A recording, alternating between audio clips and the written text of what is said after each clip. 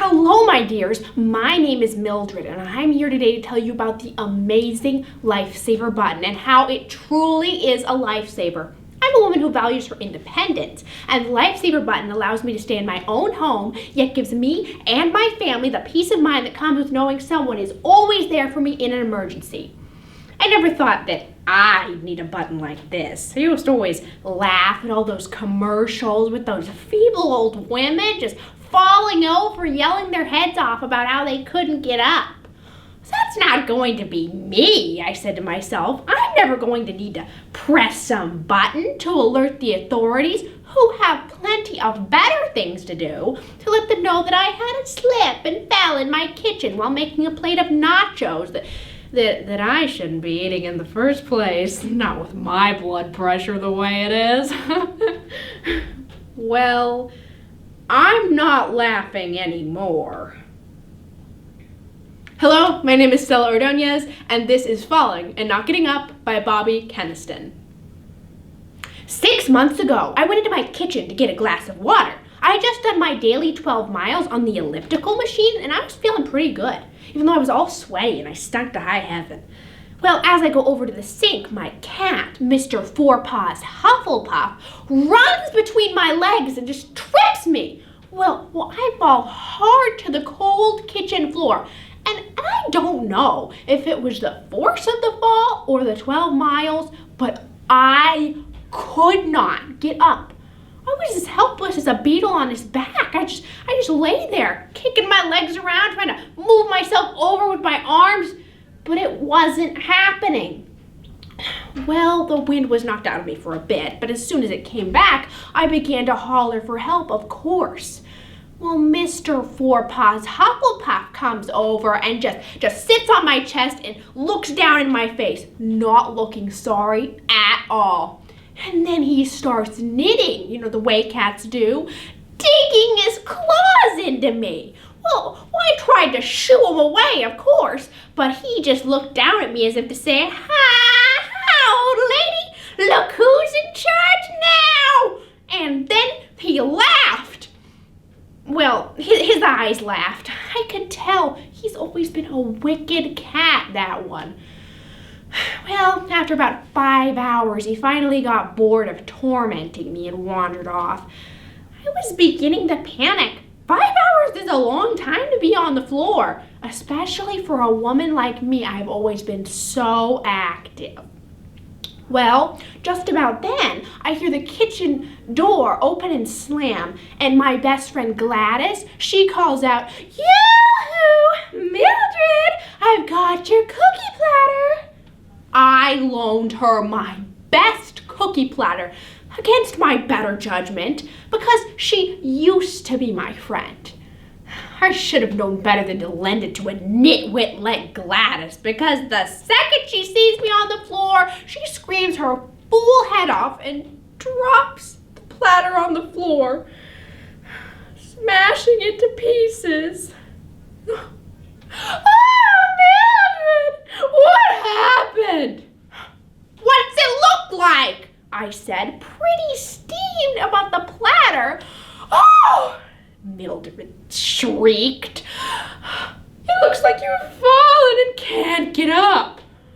Now that put a burr in my craw because of all those old lady commercials. So I said, no, my stupid cat tripped me and I just can't seem to move right now.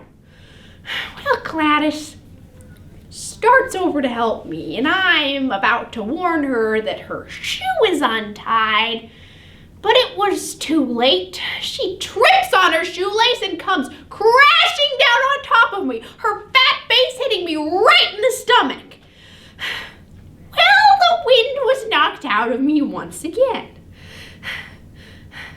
But I just about lost it nonetheless. I told her to get off me with as much air as I could muster. Gladys just turned her head out of my stomach and started whining. Oh, Mildred, I was only trying to help, and here you are, yelling at me. I told her I hadn't asked for her help. I certainly didn't ask her to smash crush my best cookie platter and drive her thick skull into my stomach.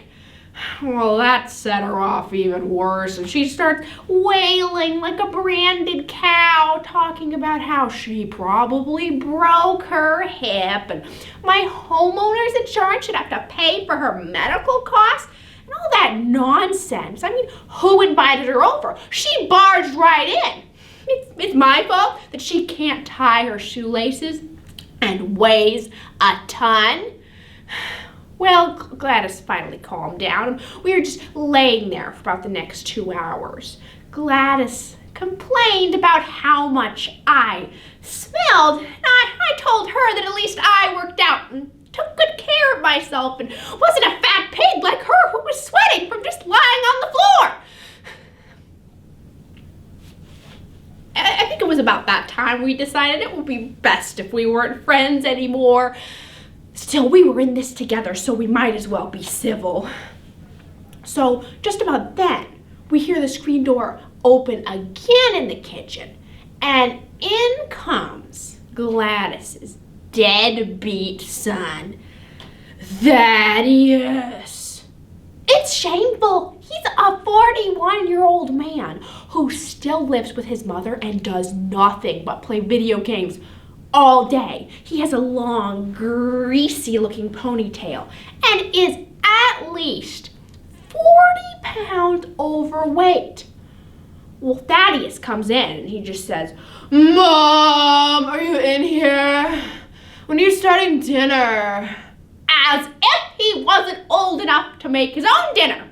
Well, Gladys starts acting as if the cavalry's arrived instead of her loser offspring. Thad, thank goodness you've come. Well, Thaddeus comes over, sees us lying on the floor, and his face takes on the expression of a befuddled elephant. "Hey, what are you guys doing on the floor?" Gladys chimes right in with, "We've fallen and we can't get up! And once again, this makes me mad!" So I yell out, "No, no, no, no! My evil cat tripped me, and then your fat cow mother, who can't tie her own shoelaces, came crashing down on top of me." Well, Thaddeus just looks down at us a second and bursts out laughing like an asthmatic hyena. And Gladys, just when I thought she couldn't get any stupider, starts laughing with him. Can you imagine? Well, it's right about then that I notice Thaddeus isn't wearing any shoes. He comes into my house, barefoot, the slob. Well, he starts over to help us up, and wouldn't you know it, he steps on a piece of broken glass from the smashed cookie platter. Well, then he starts hopping up and down on his good foot, crying like a little baby, until his good foot lands on another piece of glass, and he comes crashing down on his mother, who is then smushed more into me. Well, finally Thad rolls off his mama and starts dragging himself towards the door, supposedly going for help. Well, he reaches the door and he starts trying to pull himself out, but the door slams on him and he gets stuck.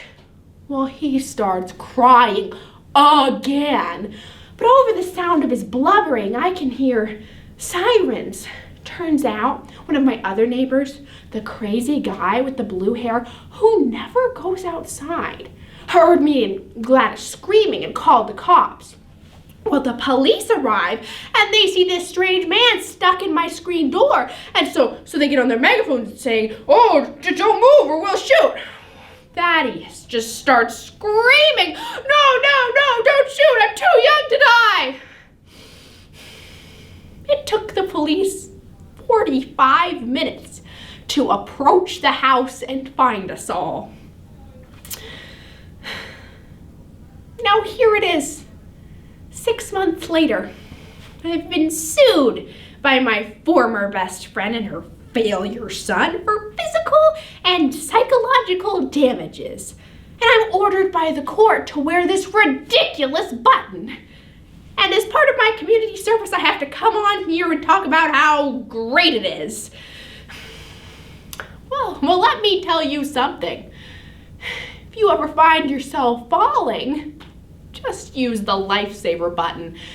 It might not save your life, but at least you won't lose your best friend or your favorite cookie platter. Thank you.